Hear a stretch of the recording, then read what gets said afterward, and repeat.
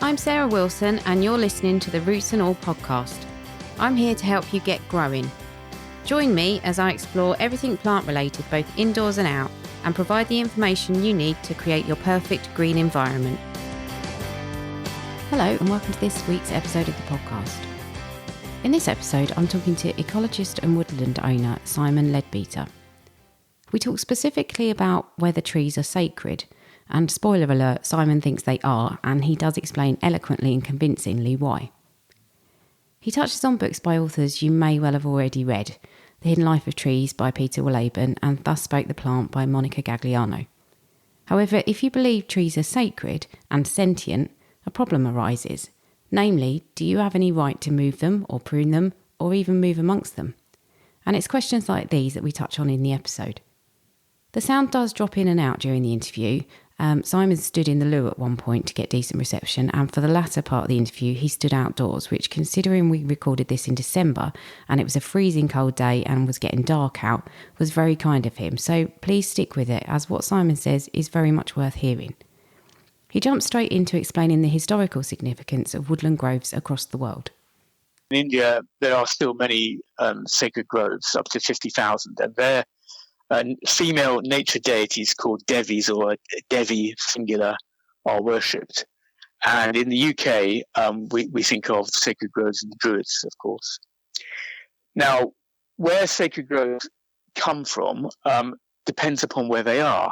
But I would start with looking at ancient Greece as a good sort of starting point for this discussion. And I've researched this area by looking at the works of people like Joy Greenberg, Harold Cusack, and particularly a chap called Matthew Hall, whose book I will refer to later. And they talked about how woodland groves became considered sacred places. And one particular goddess called Armitis, who was the daughter of Zeus and Leto, was known to dwell in sacred groves where wild animals enjoyed sanctuary. And her very name may be derived from the Greek as meaning sacred enclosure. Now, Armitis's presence inhibited the human invasion of the forests. And for centuries, the worship of Armitis is credited with saving significant portions of the Greek landscape from deforestation. So she was a good girl, as it were. Now, unfortunately, a lot of that changed. By the 4th century BC, the philosopher Plato started complaining about deforestation around Athens. He described this as the bare bones of a wasted body. But the thing is, he was actually responsible for that deforestation because he had sanctified the groves dedicated to Armitis, and his new philosophy, rendering the myths around her and other pagan deities, basically saying they were meaningless, actually led to widespread tree felling. Now, he had a pupil, as everyone knows, called Aristotle, and he reinforced this seismic change by creating an anthropocentric or human-centered and zoo-centric, animal-centered worldview based on what he called a great chain of being, or ladder of nature, in which man was at the top and plants ranked just above inanimate objects. Now, this formed part of a critical process in which, instead of considering people as part of nature, in which animals and plants were, if you like, in a form of kinship with them, this started to see nature in an instrumental light, that is, for our utility. So from kinship, we moved to hierarchy and subservience, with everything being skewed for human benefit. And this was a very profound change. In Europe, sacred groves persisted for longer. And there, it wasn't ancient philosophers which did them in, so to speak. It was rather a new religion. And this new religion was Christianity. There is a famous essay written in 1967 by a chap called Lynn White. And basically, he said that Christianity was the most anthropocentric religion the world has ever seen. And it established the widely held view of dominion and suggested that creation had no rationale other than to serve man's purposes. And of course, this all usurped paganism. And as listeners may know, for 2 millennia, Christian missionaries have been chopping down sacred groves because they assume spirits in nature. And one of the interesting things is that when people at the time, reputedly, when the grove was chopped down, they thought the Christian God must be more powerful than their pagan gods because nothing happened. One of the more famous incidents was when Boniface in Germany chopped down some oak trees for his church. I believe the trees were dedicated to Thor, I think. So tree worship was expunged, really. It persisted, but ultimately trees lost all religious significance. The Glastonbury thorn, which everyone's heard of, is the rare exception. So what we've got to is that sacred groves persisted because people believed in deities, and they still do in India to some extent. And the reason they stopped existing was because of the arguments between ancient philosophers and because of a particular form of Christianity. Then you've got my belief in sacred trees, it's just slightly different. And obviously I became interested, and that's why I've researched some of this stuff.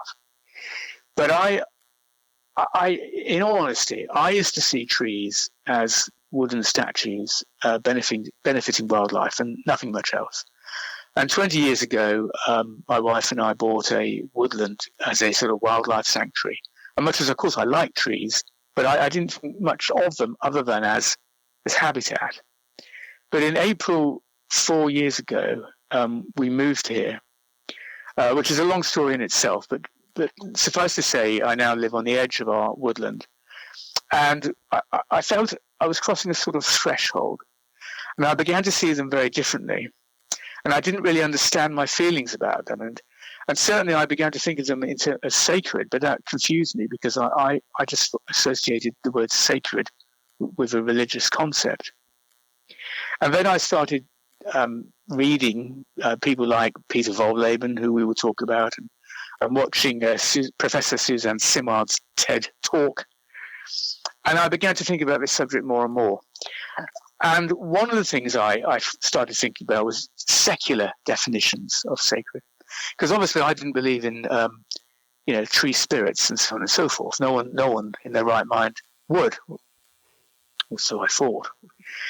Anyway, I came up with, I've come up with my own definition, which I'll come to, but I like the work of a chap called Professor Bron Taylor and Dr. Patrick Curry, and some of the definitions they have I think are quite useful. So one would be to confer meaning and transformative healing power. Another version of sacred is beyond human control, intrinsically valuable, wondrous, and not for sale. And finally, imbued with intrinsic value and worthy of reverent care.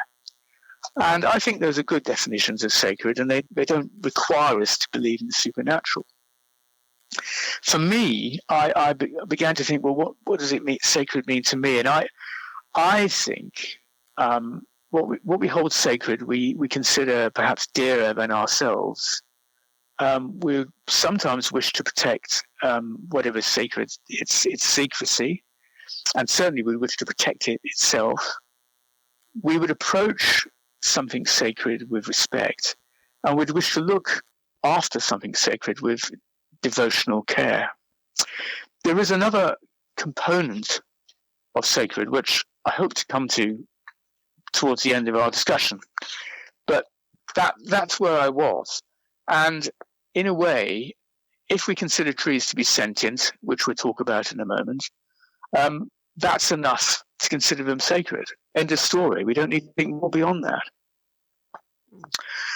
There is a but to this. When I read Peter Wohlleben, for example, The Hidden Life of Trees, I came across the work of Dr. Monica Gagliano.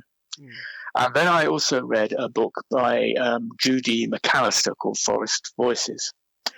And suddenly I was encountering the revolutionary, but what many people would consider the absurd idea that trees do, in fact, have a metaphysical or supernatural element, making me think that the idea of dryads, these are tree spirits of Greek mythology, may have some actuality after all. Now, this is a subject all in its own right for different podcasts, but there are some odd coincidences, which, if you have time, I'd like to share with you now. Well, anyone interested in this subject needs to read a novel called The Overstory by Richard Powers, which is a fabulous book. And at the beginning, he will say, as all authors do, that any connection to people alive or dead is coincidental. And indeed, I just took it as a great novel.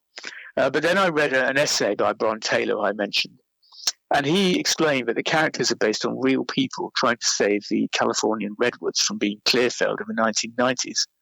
Now, my first feeling was embarrassment because I didn't realize this tragic event had occurred, but so it had. And one of Richard Powers' characters is called Olivia, or Maidenhair, as she became called. And she was based on someone called Julia Butterfly Hill. Butterfly is a nickname. And Julia Hill was a tree sitter, and she sat in a tree called Luna for over 2 years, higher than Nelson's column, and ultimately saved the tree. Now, I wanted to know more about Julia, so I consulted a book called Dark Green Religion by Bron Taylor, and that led me to a book called The Legacy of Luna by Julia Butterfly Hill. Now, the fates of the real Julia and the fictional Olivia are different, but they're clearly the same person. And there is, for example, a storm in each of their respective books. And without doubt, I think Richard Powers must have read Julia Butterfly Hill's story, and he put that into his novel. Now, the thing about all this is that Julia had no experience of climbing trees before, and I do not believe she would have survived 2 years up a tree without believing the tree actually spoke to her. And that might seem a very odd thing to say, but that is what she believed. And I was going to attempt to read out some of what she said, if I can manage to do that. I'm going to read out the bit about the storm, and essentially, the storm is, making the trees sway. It's raining, and she's got next to no shelter. And Julia basically says this: It took all my will to survive. I was trying to hold on to life so hard that my teeth were clenched, my jaws were clenched, my muscles were clenched, my fists were clenched. Everything in my body was clenched and completely tight. I knew I was going to die. I was frightened out of my mind, Luna. I'm losing it. I'm going crazy. Maybe I was, maybe I wasn't. But in that moment, I heard the voice of Luna speak to me. Julia, think of the trees in the storm. The trees in the storm don't try to stand up straight and tall and erect. They allow themselves to bend and be blown with the wind. They understand the power of letting go, continued the voice, Luna. Those trees and those branches that try too hard to stand up strong and straight are the ones that break. Now is not the time for you to be strong, Julia, or you too will break. Learn the power of the trees, let it flow, let it go. And that is the way you're going to make it through the storms of life. And at that point, she relaxes and starts, in a sense, riding the tree like a fairground ride, laughing. And she survives the storm and much more besides. Well, the coincidences, I think they're coincidences anyway, are these. Olivia, after an accident, this is a fictional Olivia in the novel, after an accident, felt she was guided by beings of light or light beings to engage in these protests. Now, I mentioned Judy McAllister's book, Forest Voices, and essentially her book transcribes the voices of trees across the world.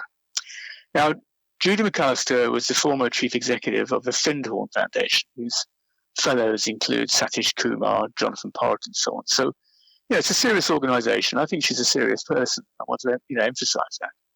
So I wondered, who is it that's speaking from the trees that she's recounting? And I had to ferret around in the appendix and so on and so forth.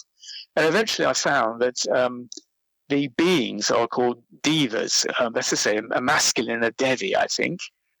And how would you define a deva? Well, a being of light.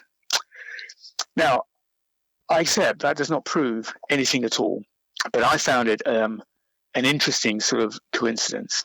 I imagine people are still thinking, well, they'd just like to, ridicule all of this. But before they do, I think they need to consider the work of Monica Gagliano, who I mentioned.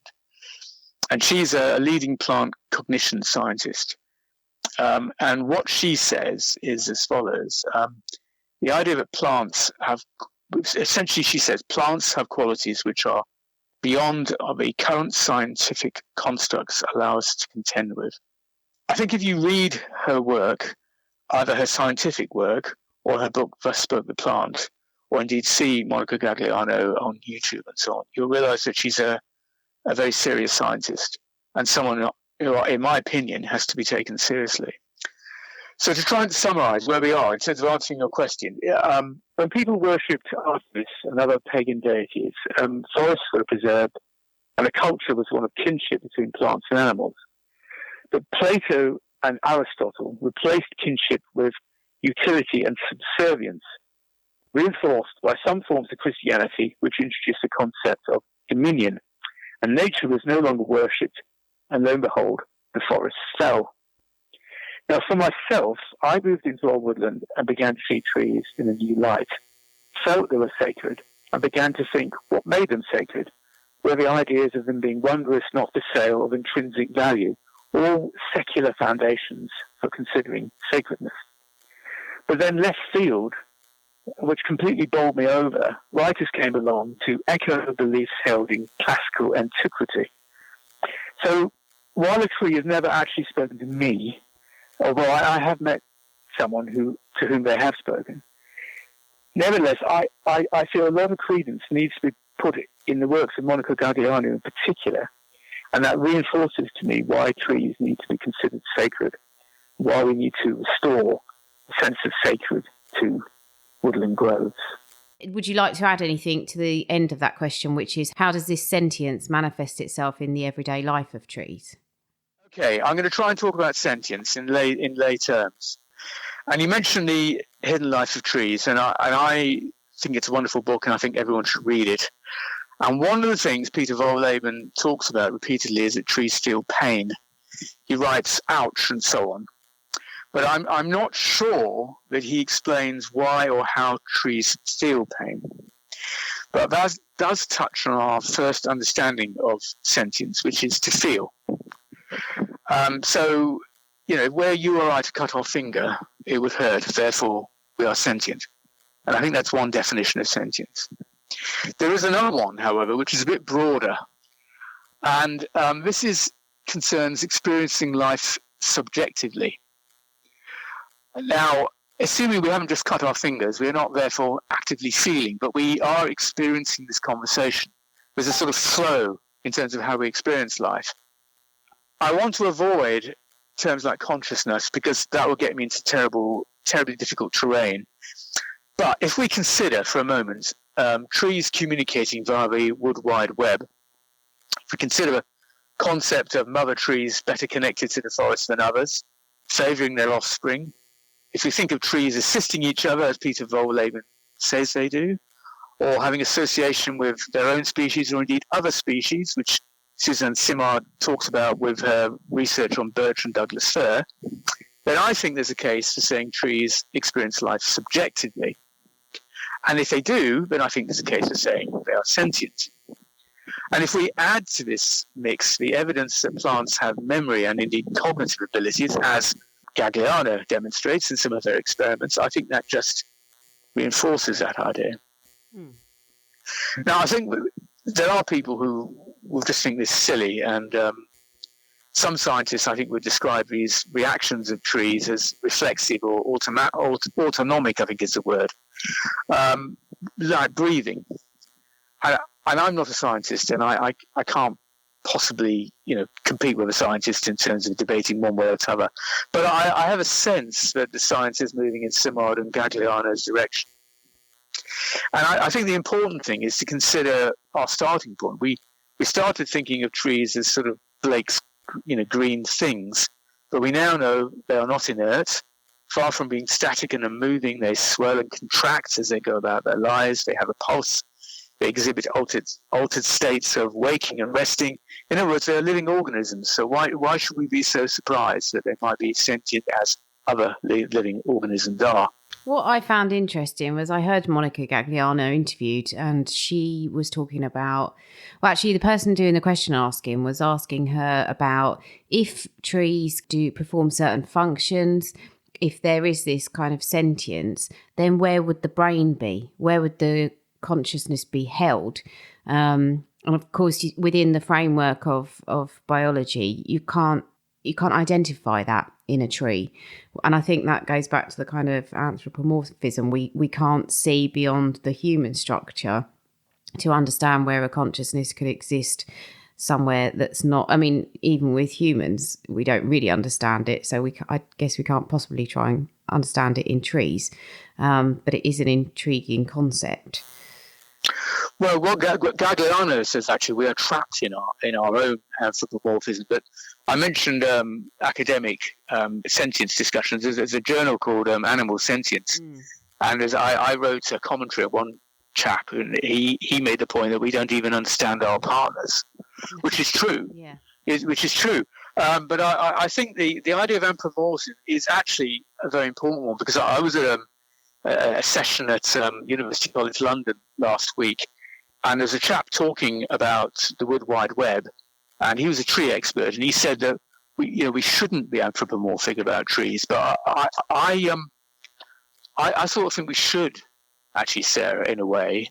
Well, I mean, first of all, what is anthropomorphism? Well, anthropomorphism is attributing human qualities, and mostly we do it to animals. And the thing is, we're encouraged as children to be anthropomorphic. But as we grow up, we're told to put aside childish things. We lose the childish idea that animals feels like us. But of course, that's all wrong, and it's necessarily wrong. Darwin made the great insight over 150 years ago that the difference between people and animals, or human animals and animals, as it were, is one of degree, but very important phrase, one of degree, not kind. In short, we're all animals. Now, in connection with this, there's a lady called Dame Daphne Sheldrick, who has recently died, and she ran an elephant charity in Kenya. And she asserted that in order to understand elephants, you had to be completely anthropomorphic, because their emotions were completely the same as ours. Now, there's a chap called Carl Safini, who's written a marvelous book called Beyond Words, and he said it's not quite true. Elephants are elephants, people are people. We experience the world differently, but difference doesn't mean less. So the point is this: when we're told, and I come to trees, but when we're told not to be anthropomorphic as we grow up, really what is meant, not so much that animals feel differently from us, but rather they feel less than us, or even that they do not feel at all. And in a way, this runs parallel to Plato desanctifying sacred groves by dispelling notions of kinship, which ultimately led to dominion and use or utility. So coming back to trees, I suggest following Darwin. The difference between us and people is a difference of kind, not degree, because they're wildly different.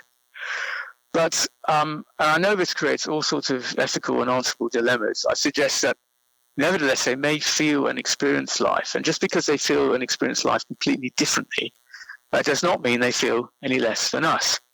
So the question for me is not so much how does a tree's sentience manifest itself in everyday life of that tree, because I don't really know.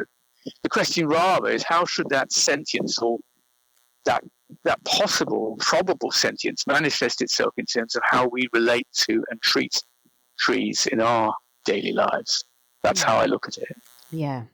God, that does open up so many questions. My brain's going whirring round. And I'm thinking just off the top of my head that really the only thing we can all do is maybe take up the Jain religion and yes, absolutely. Step back. Yes. But yes. So actually that leads on to my next question, which is the issue of open access to nature. And you blogged about this recently, and I wondered if you could explain what open access to nature is in your opinion, and why that actually may be problematic in view of what you've just spoken about. I try and do that, and I suppose I better start by saying I'm not suggesting for a minute we shouldn't have access to nature at all. That would be an absurd thing to say.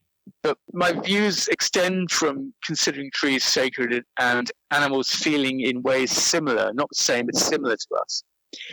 And in my blog, I refer to Bambi, the book, not the film. And I believe its anthropomorphism is appropriate.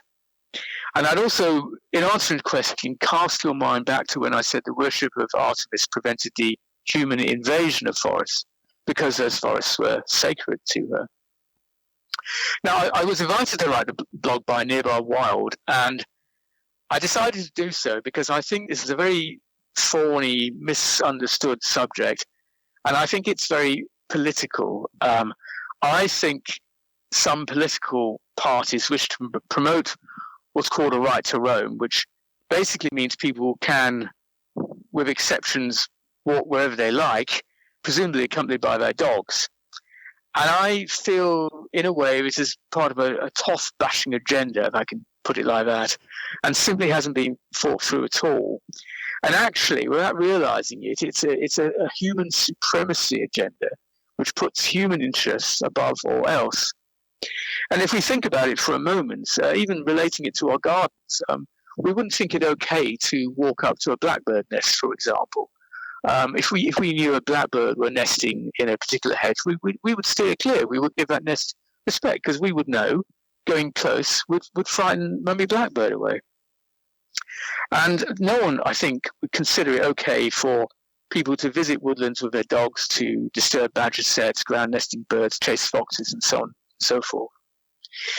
So that was my introduction. But I have to say, really, apart from encouraging people to read my blog, The Sixth Driver of the Sixth Extinction, and to look at the research which emphasizes the harm inappropriate access can cause, but also how, in a way, access transforms a wildlife habitat into a human habitat, and that is a factor behind species declines and extinctions.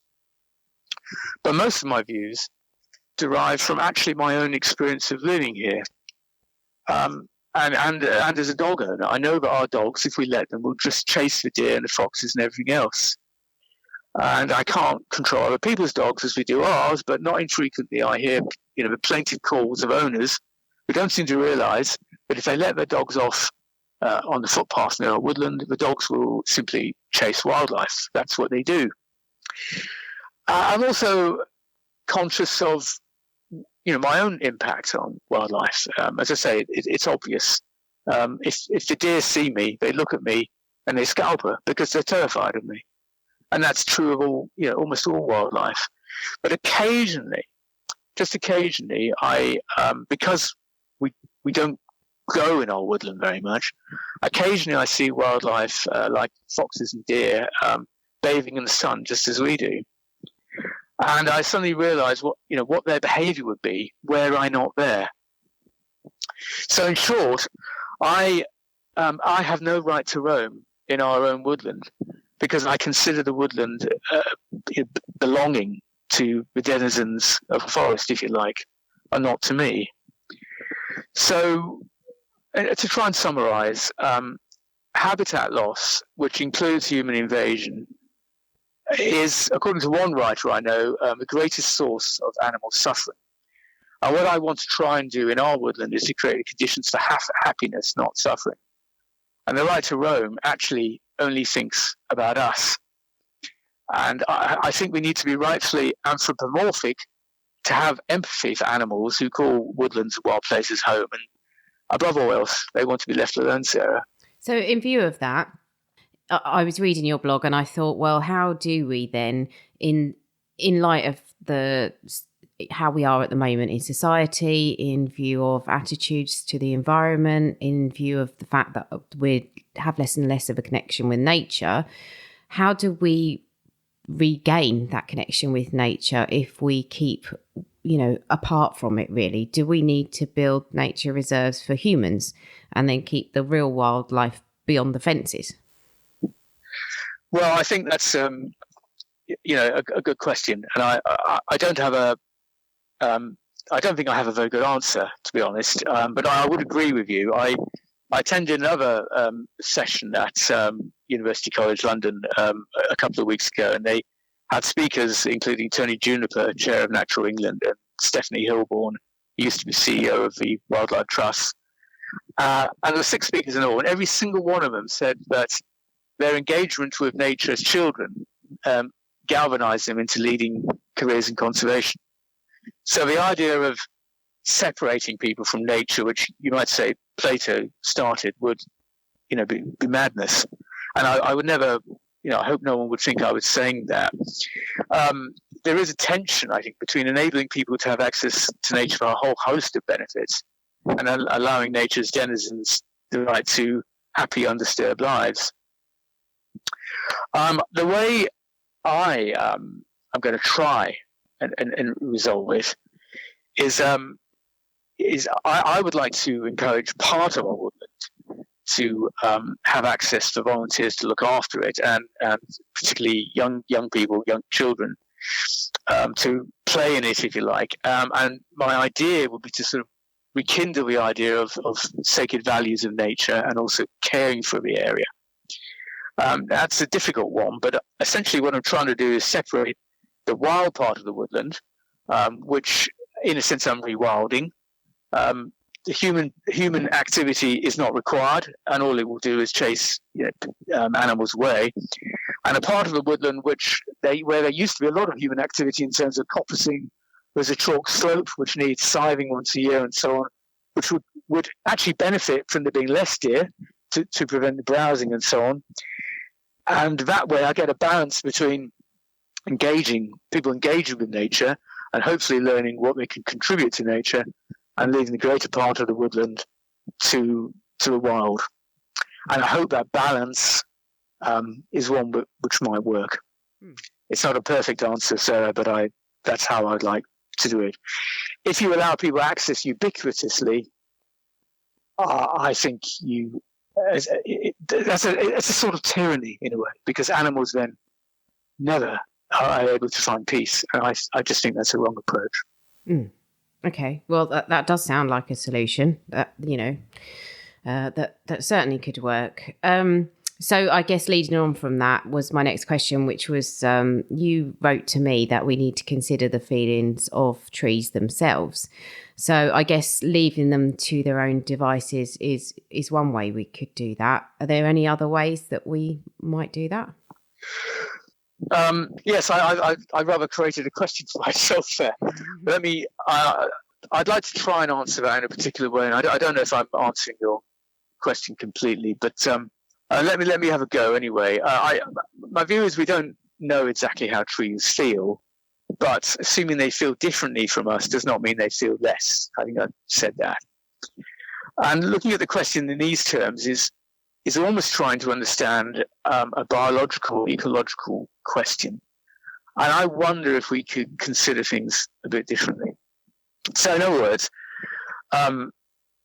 answering your question, when we walk into a woodland, we might think, yes, it's amazing that trees are feeling and doing things, all sorts of amazing things. And under our feet, there is this astonishing wood-wide web. And this alone should make us want to tread lightly and to be in awe and so on. But what if we use different language for that same experience? And I'm going to quote Judy McAllister again. And she describes walking through a woodland as if to walk through what she calls a living prayer. To be part of the prayer, a sense of belonging, of knowing that I was part of a great web of life. Now, this language resonates with me because it emphasizes kinship and also the reverence for life. Now, I would like to try and mention a sort of vignette, something that happened to me last Saturday. And this may seem not connected, but I really do think this answers your question, Sarah. On Saturday, I had to, for various reasons, drive to, of all places, Aylesbury. And SatNav took me up the M1, and it asked me to go off at junction 11A, which is a new junction. And I found myself on the Dunstable bypass. And the scene I saw just overwhelmed me. I felt it almost physically, certainly viscerally. And for some reason, and this may sound a bit odd, but I was transported to the end of one of my favourite films, which is Waterloo, which stars Rod Steiger and Christopher Plummer, for those who don't know. And at the end of this film, the Duke of Wellington gently rides around the battlefield, surveying the carnage and desolation. And he says, there's no thing sadder than a battle won, save a battle lost. Now, in this case, in place of stricken French standards, there were signs all along this new motorway presaging developments of one sort or another. So here was countryside, a habitat of sorts, in the process of complete annihilation. Anyway, I drove on. And finally, I reached what I consider proper countryside, and I sort of sighed a breath of relief at chocolate box villages and gentle rolling countryside. And then I noticed in particular these very tidy hedges. And then I noticed they'd been flailed within an inch of their lives and were completely denuded of any berry to sustain anything. And then I noticed that there weren't any birds.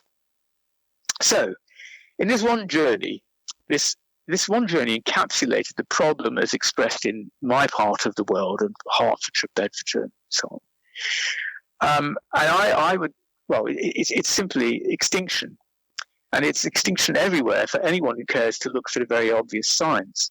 Either it's through the complete extirpation of an environment through rodal development, or it's a sort of chocolate box denuded version of extinction. Now, coming back to your question, Sarah, you said, why do we need to consider the feelings of trees themselves? What would this involve, and why is it important? Well, what I saw on my journey to Aylesbury was a landscape belonging to us, transformed and reshaped for human purposes, predicated on the assumption that nature does not feel, cannot hurt, ours to use and ours to use as we feel fit. Now, the question I would ask is, what if instead we venerated nature and attributed feelings to nature? Now, it occurs to me that veneration of nature, which we talked about earlier, may involve an element of fear, and people did in the past fear incurring the wrath of the gods.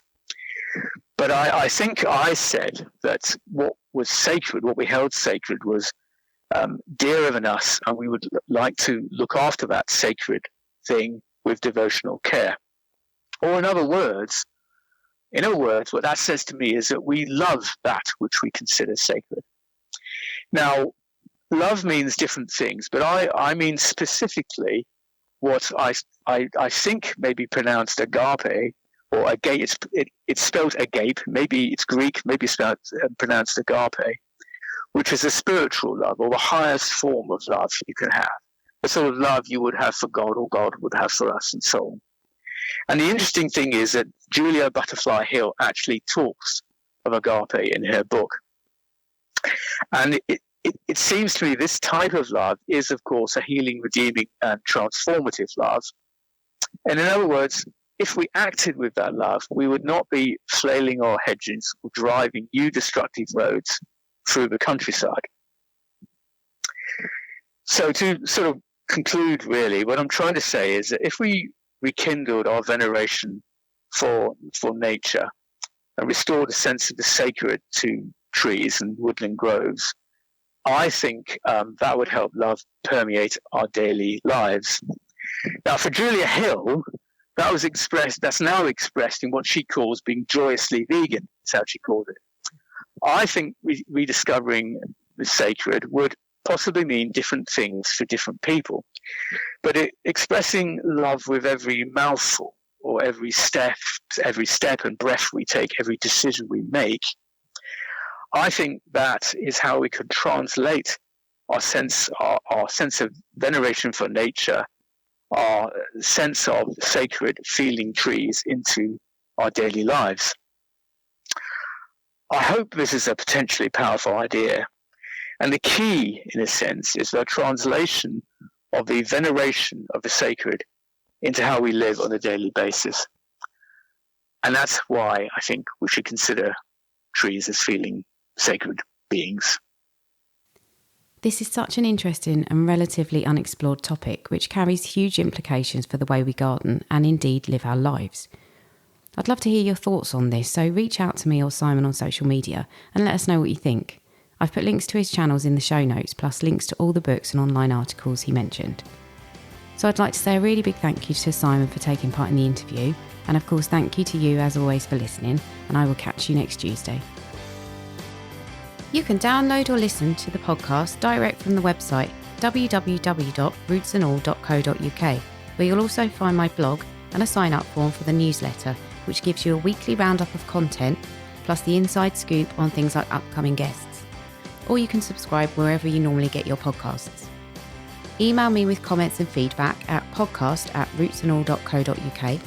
Follow me on Twitter, rootsandall, Facebook, rootsandall UK, and Instagram, rootsandallpod. But please also check out my Patreon, where you can make a one-off donation or take out a monthly subscription to help support my work, because if you like what I do, please help me to continue doing it. Even if you make a one-off donation of £1, trust me, it all helps and I will be immensely grateful. So please go to Patreon and search for Roots and All.